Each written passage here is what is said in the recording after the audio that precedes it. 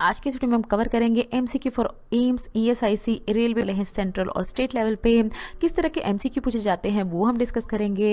MCQ 31 to 40 देखेंगे complete explanation के साथ। सो बच्चों, ये जो एमसीक्यूज हैं हम अलग अलग सोर्सेज से लाते हैं ताकि आपके जितने भी एग्जाम्स आने वाले हैं फ्यूचर में उनमें आपको बेनिफिट हो। वीडियो अगर पसंद आए तो वीडियो को लाइक ज़रूर करें, चैनल पर पहली बार आए तो चैनल को सब्सक्राइब ज़रूर कर दें। कोई भी इंपॉर्टेंट अपडेट आप मिस ना कर पाएँ अपने एग्जाम से रिलेटेड, अपने सिलेबस से रिलेटेड, उसके चैनल को सब्सक्राइब ज़रूर करें। क्वेश्चन नंबर 31 आपसे पूछा था कि प्रोफ्लेविन इनमें से किसकी तरह यूज किया जाता है? एंटीसेप्टिक, एनाल्जेसिक, एक्सपेक्टोरेंट या विटामिन? आंसर है इसको option A, as a antiseptic use किया जाता है प्रोफ्लेविन को। प्रोफ्लेविन क्या है? देखिए, एक तरह का डिसइंफेक्टेंट बैक्टीरियोस्टैटिक एजेंट है। बैक्टीरियोस्टैटिक क्या होते हैं? ऐसे एजेंट्स जो कि बैक्टीरिया की ग्रोथ होने से प्रिवेंट करते हैं, बचाते हैं। बैक्टीरियासाइडल और बैक्टीरियोस्टैटिक दो तरह के एजेंट्स होते हैं। साइडल जो होते हैं वो बैक्टीरिया को किल कर देते हैं, जबकि बैक्टीरियोस्टैटिक जो होते हैं वो ग्रोथ को प्रिवेंट करते हैं, उनकी ग्रोथ आगे नहीं बढ़ने देते हैं। तो एक तरह का, जिसको दो सॉल्ट इसके बहुत ज़्यादा यूज़ किए जाते हैं, प्रोफ्लेविन डाईहाइड्रोक्लोराइड एंड प्रोफ्लेविन हेमीसल्फेट। तो इन दोनों सॉल्ट का नाम भी आपको याद रखना है। यूजुअली प्रोफ्लेविन को यूज़ किया जाता है टॉपिकल एंटीसेप्टिक की तरह। यूरिनरी इन्फेक्शन जो होते हैं, यूरिनरी एंटीसेप्टिक की तरह इसको बहुत ज़्यादा यूज़ किया जाता है यूरिनरी ट्रैक्ट के इन्फेक्शंस को ट्रीट करने के लिए। क्वेश्चन नंबर 32 आपसे पूछा है मिथाइल मॉर्फिन को इसमें से किस प्रॉपर्टी के लिए उसकी यूज किया जाता है? एनोरेक्सिया, एनालेप्टिक, एंटीपायरेटिक या एंटीटसिव? आंसर है इसका ऑप्शन डी, एंटीटसिव प्रॉपर्टी होती है मिथाइल मॉर्फिन की। एंटीटसिव कौन से एजेंट्स होते हैं? ऐसी ड्रग्स होती हैं जो कि कफ वगैरह जो होता है बहुत ज़्यादा बलगम हो जाता है जब, तो उससे थोड़ा आराम दिलाने के लिए यूज़ की जाती हैं इस तरह की एंटीटसिव प्रिपरेशन।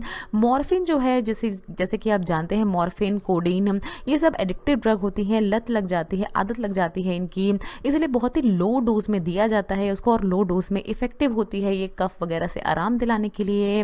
ये जो कोडीन और मॉर्फिन है, हमने पहले ही बताया कि एडिक्टिव ड्रग होती है, ओपिएट कैटेगरी की ड्रग होती है। एनाल्जेसिक मतलब दर्द में आराम देने के लिए, एंटीटसिव कफ में आराम देने के लिए, और एंटी डायरियल प्रॉपर्टी होती है इसकी। एंटी डायरियल मतलब जो पेट वगैरह खराब हो जाता है तो उसमें आराम देने के लिए, थोड़ा सा रिलीफ दिलाने के लिए इस तरह की प्रिपरेशन यूज़ की जाती है मिथाइल मॉर्फिन जैसी।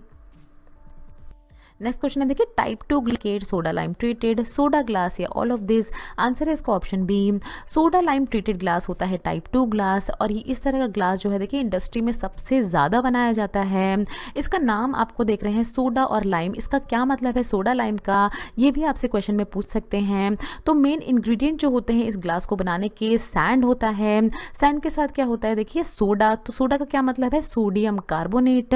पूछा जा सकता है आपसे क्वेश्चन, तो ये भी आपको याद रखना है साइड।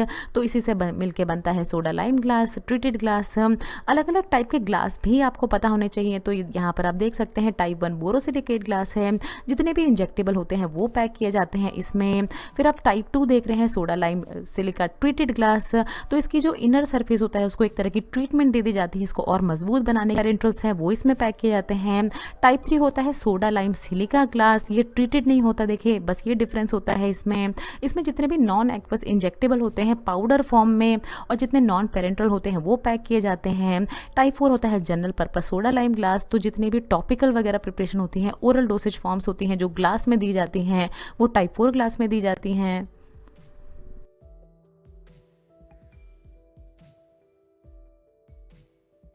नेक्स्ट क्वेश्चन है, देखिए, कर्क्यूमिनॉइड्स आर प्रेजेंट इन, बहुत सारे बच्चों को आंसर पता होगा इसका, टर्मरिक, अकेशिया, केसिया या कोल्चिकम? आंसर है इसका ऑप्शन ए, टर्मरिक में प्रेजेंट होता है हल्दी, जिसको हम कहते हैं हिंदी में, उसमें प्रेजेंट होता है कर्क्यूमिनॉइड। इस तरह का, देखिए, कर्क्यूमा राइजोम होता है, ये रूट्स होती हैं हल्दी की, जो छोटी छोटी रूट्स होती हैं, कच्ची हल्दी जिसको हम कहते हैं, तो उसका देखिए इस तरह का पाउडर बनाया जाता है, और इसमें प्रेजेंट होता है कर्क्यूमिनॉइड। कर्क्यूमिनॉइड जो है, देखिए, इसकी बहुत सारी अलग अलग प्रॉपर्टीज होती हैं, antioxidant, anti inflammatory, anti cancer, anti microbial, neuroprotective, cardio protective. इसीलिए इसी प्रॉपर्टीज के कारण इस हल्दी का हमारे इंडियन खाने में बहुत ज़्यादा इस्तेमाल किया जाता है। नेक्स्ट क्वेश्चन आपसे पूछा, देखिए वासोप्रेसिन जिसको एंटी डायरेट, ये कहाँ से रिलीज होता है? Pituitary gland, parathyroid gland, hypothalamus. A pituitary gland से रिलीज होता है हमारा वासोप्रेसिन। वासोप्रेसिन क्या होता है? देखिए बहुत प्ले करता है हमारी बॉडी का ऑस्मोटिक बैलेंस मेंटेन रखने के लिए, ब्लड प्रेशर रेगुलेशन के लिए, सोडियम हीमोस्टेट मतलब सोडियम लेवल को मेंटेन रखने के लिए हमारी बॉडी में, और हमारे किडनी अच्छे से काम करे, उन सभी के लिए वासोप्रेसिन का रिलीज होना बहुत ही ज़रूरी होता है। अब देखिए ऑक्सीटोसिन और ये जो वासोप्रेसिन है इसको आर्जिनिन वासोप्रेसिन भी कहा जाता है, ये भी आपको याद रखना है। ये सिंथेसाइज होते हैं, बनते हैं ये हाइपोथैलेमस में। तो अगर यहाँ पर आपसे सिंथेसाइज पूछा होता क्वेश्चन में, अच्छे से आपको क्वेश्चन को इसीलिए पढ़ना है, तो सिंथेसिस में आप बोलते हैं हाइपोथैलेमस, बट ये रिलीज होते हैं कहाँ से? देखिए सेक्रेट किए जाते हैं पोस्टीरियर पिट्यूटरी ग्लैंड से, तो इसीलिए इसका आंसर था ऑप्शन ए पिट्यूटरी ग्लैंड।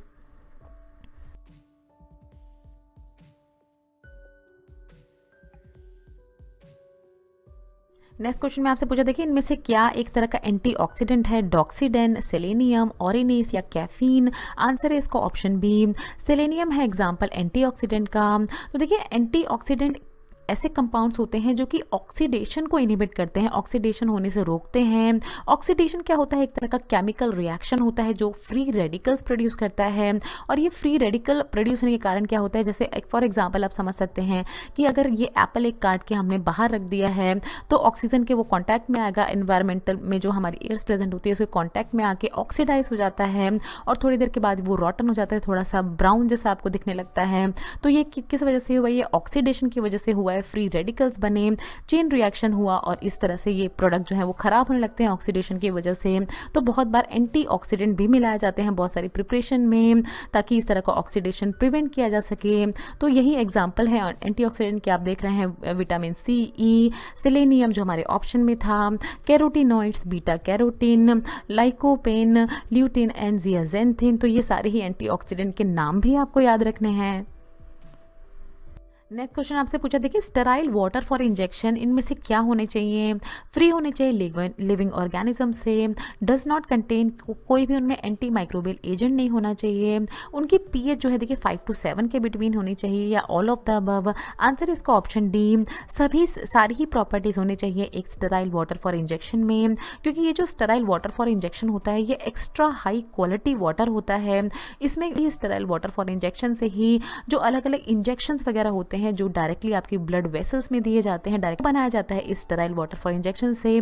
तो अगर किसी भी तरह का कंटामिनेशन इसमें प्रेजेंट होगा, देखिए इसमें एंटी माइक्रोबियल एजेंट्स भी नहीं मिलाए जाते हैं, बिल्कुल स्टेराइल और हाई क्वालिटी का होता है ये। अगर इसमें किसी भी तरह का कंटामिनेशन होगा तो बहुत ज़्यादा चांसेस है इन्फेक्शन होने के, क्योंकि डायरेक्टली ब्लड वेसल में दिया जा रहा है। इसलिए इसका आंसर है option D all of the above.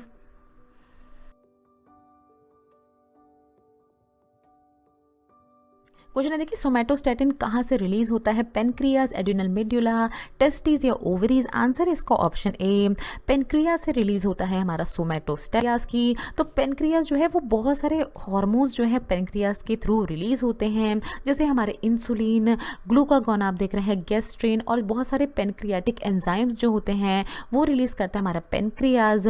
तो इन सब की रिलीज को इनहिबिट करने का काम होता है सोमैटोस्टैटिन का।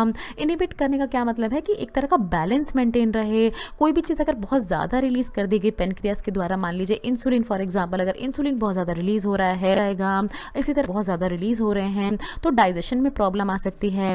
तो इस तरह से बैलेंस, हमारी शरीर बहुत ही इंटेलिजेंट होती है, हमारी बॉडी एक तरह का बैलेंस बना के रखने में सारे ही हार्मोन्स के लिए सोमैटोस्टैटिन रिलीज करवाया जाता है पेनक्रियास से, रिलीज होता है पेनक्रियास से।